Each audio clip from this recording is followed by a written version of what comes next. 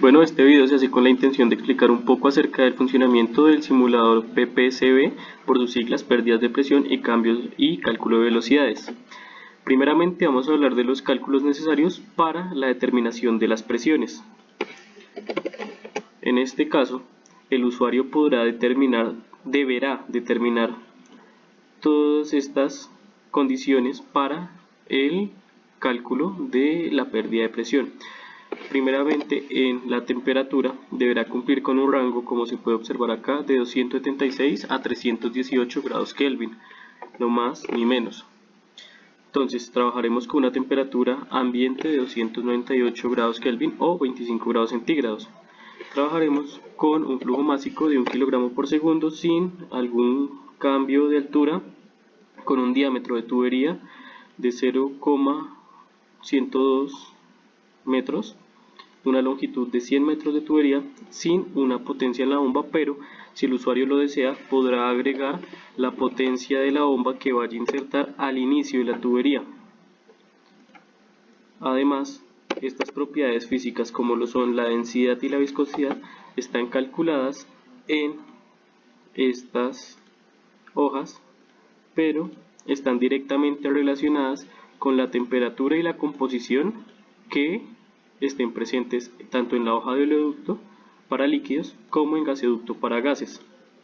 En oleoducto, si se desea calcular la viscosidad o densidad de alguna mezcla, el cambio de temperatura o composiciones se deberá hacer directamente en esta hoja, ya que en eso está basada su configuración. Si llega a ocurrir el caso en que se cambie las composiciones en esta parte, de una vez el simulador empezará a fallar debido a que se están dañando las relaciones ya establecidas. En este caso, como se puede evidenciar, se calcula un número de Reynolds que nos dirá el régimen en el que estamos. En este caso, como se evidencia, 1900, estamos en un régimen laminar. Es por ello que deberíamos dirigirnos a la parte de pérdidas por tuberías y verificar que el régimen establecido sea laminar. En este caso vemos que es turbulento, por lo que es necesario hacer la corrección. Dependiendo a eso, el simulador hará los respectivos cálculos. Si el número de Reynolds pasa a ser turbulento, en este caso con un flujo de 40,5 kg sobre segundo, se deberá volver a hacer el cambio en la ecuación de tubería para elegir el factor de fricción turbulento. Además, si el usuario desea, deberá agregar el número de accesorios y el tipo de accesorios que éste quiera agregar a su tubería, pero esto se hace directamente en la pestaña Materiales y Accesorios. Dependiendo del régimen, en este caso turbulento, vamos a agregar varios accesorios con diferentes cantidades. Haciendo eso, evidenciamos que ahora hay una pérdida por accesorios. A partir de eso, el usuario también deberá determinar el material de la tubería. El material de la tubería, como se puede ver, está relacionado en esta parte, donde nos dice que es la celda B12. Vamos a esa hoja y vemos que la B12 es acero comercial. Si el usuario desea trabajar, digamos, con un material de madera, deberá recordar que la madera es la celda B15 y hacer el respectivo cambio en la fórmula de la tubería, representada por este símbolo que significa rugosidad relativa de la tubería. En este caso, como se podrán dar cuenta, si sobrepasamos una fracción molar mayor a 1, o sea, una sumatoria de la fracción molar mayor a 1, el simulador nos arrojará las respectivas advertencias, ya que la suma no puede ser mayor a 1. Además de que la celda metanol está directamente relacionada a esta. Es por ello que también nos arrojará un error dependiendo de las cantidades que se ingresen en la composición. Si el usuario desea hacer un cálculo no para pérdida de presiones, sino para calcular flujos o velocidades en la tubería, este simplemente deberá tener un valor para una pérdida de presiones, que en este caso asumiremos una de 500.000. Sin este dato es imposible que tener un cálculo para el flujo másico o la velocidad. Con esta presión obtendremos una velocidad y un flujo, como se puede evidenciar acá. En este caso no es necesario verificar el número de Reynolds, ya que, como lo hemos dicho, esta es una tabla con datos con ecuaciones diferentes a esta. En este caso, la ecuación simplemente dependerá del factor de fricción de Bob-Karman. Entonces, seguiremos con el gasoducto. De igual forma que en la parte del simulador determinada para el oleoducto, el gasoducto obtendrá su misma estructura. Es importante aclarar que para el cálculo de pérdidas de presión o velocidades en este sistema se debe dirigir a la pestaña, después en la pestaña de densidades de gases, luego de haber ingresado las composiciones determinadas, las deseadas de trabajo en esta parte y la temperatura en esta parte.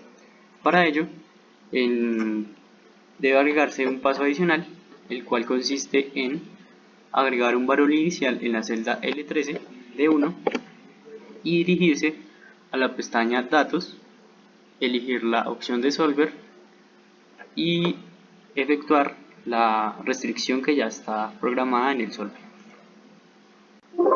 Evidenciamos que el factor de fricción es encontrado y de esta forma se puede obtener la densidad de la mezcla.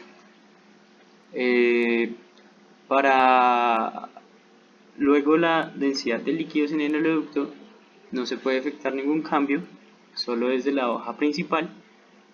Y en la densidad de gases es importante aclarar que está determinado a una presión de 1 atmósfera, porque son las condiciones ambientales, pero si el usuario desea cambiar ese valor, podrá efectuarlo de forma manual, deseando pues una presión, por ejemplo, de 1000 kilopascales, y de nuevo efectuar el paso de Solver ya explicado. A partir de esto, vemos que tanto las propiedades físicas calculadas como viscosidad, viscosidad de líquidos y gases, densidad de líquido y densidad de gases, están correlacionadas con las hojas principales. Es por ello que si se llega a hacer algún tipo de cambio en las composiciones o en la temperatura de estas propiedades físicas calculadas, el simulador prácticamente quedará dañado, porque están directamente relacionadas a las hojas principales y varias relaciones que sirven para los cálculos totales se perderán. Es importante que si el usuario cuenta con valores de las propiedades para el uso del simulador en otras unidades, se puede dirigir a la hoja de conversión de unidades y efectuar los respectivos cambios para trabajar en las unidades establecidas por el simulador. Para ello, por ejemplo, si cuenta con una temperatura de 50 Fahrenheit, el simulador cuenta con la capacidad de realizarle la conversión. Por ejemplo, aquí de 50 Fahrenheit la conversión es 283.15 Kelvin. Con este valor se dirigirá a las pestañas principales y ingresará el valor en las unidades pertinentes. También se cuenta con unidades de flujo másico, también dependiente de las unidades del simulador, y en resumen varias propiedades con distintas unidades. Finalmente, el plus que le damos a este simulador es que si el usuario desea validar o cambiar datos, porque en este caso para cálculo de viscosidades de líquidos vemos que el agua se calculó a partir de una ecuación empírica que tiene en cuenta parámetros de relación entre grupos funcionales.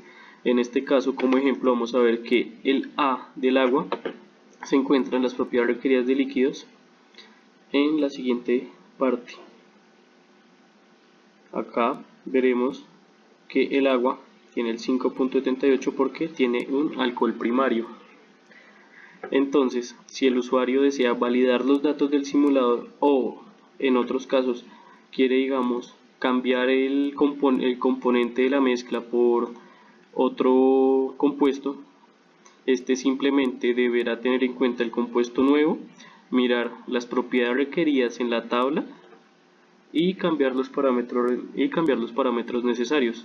Funciona de la misma forma para el cálculo de viscosidad de la mezcla, para densidad de líquido y para densidad de gases. Es por eso que las tablas están divididas entre propiedades requeridas para líquidos y propiedades requeridas para los gases. Algo que agregar es que si el usuario desea evaluar un componente, un compuesto que no esté en estas tablas, se deja la cita del lugar en donde se sacaron las tablas, ya que esto simplemente es un fragmento, al igual que esta tabla y estas tablas. Además, si el usuario desea hacer el cambio pertinente, deberá tener en cuenta los requisitos establecidos en el manual del usuario, donde dice que la mezcla líquida simplemente podrá ser una mezcla con componentes polares, pero si desea hacer algún cambio en la mezcla gaseosa, podrá ser tanto polar como apolar, aplicando las fórmulas presentadas en la entrega donde se exponen los parámetros teóricos para el cálculo de cada una. En este caso podemos ver una mezcla de 4 componentes apolares y uno polar.